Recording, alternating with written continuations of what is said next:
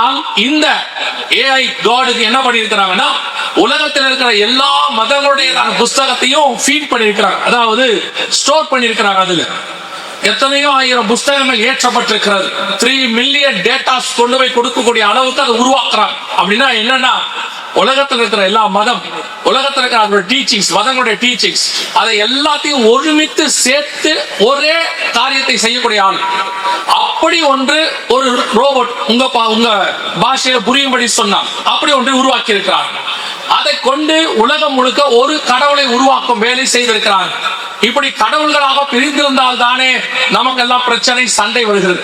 உலகம் முழுவதும் ஒரே கடவுளாய் இருந்தால் பிரச்சனை வராது என்று சொல்லி அப்படி ஒரு ஆர்டிபிஷியல் இன்டெலிஜென்ட் காடை அவர்கள் உருவாக்குகிற வேலையை தொடங்கி முடியும் இடத்தில் இருக்கிறது.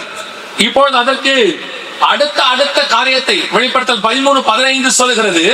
அந்த மிருகம் பேசத்தக்கதாகவும் தன்னை வணங்காத யாவரையும் கொலை செய்யத்தக்கதாகவும் மிருகத்தின் சொரூபத்திற்கு ஆவியை கொடுக்கத்தக்கதாக அதற்கு சத்துவம் கொடுக்கப்பட்டது என்று வேதத்தில் வாசிக்கிறோம்.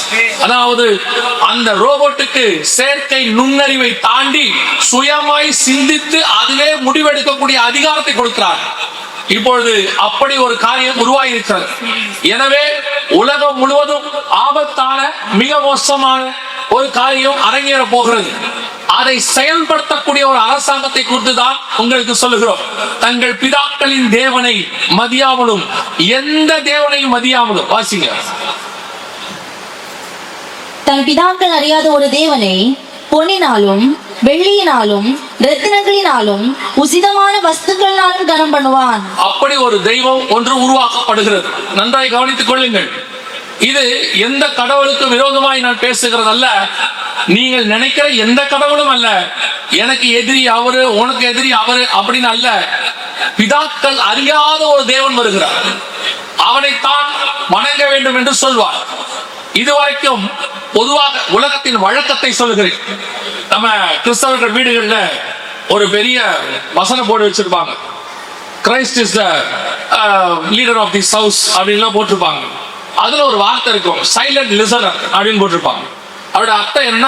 அவர் அமைதியாக கேட்கிறவர், பதில் தர மாட்டார், திருப்பி பேச மாட்டார் அப்படின்னு அர்த்தம். ஆனால் உங்களுக்கு எனக்கு தெரியும், தேவன் திருப்பி பேசுவார்.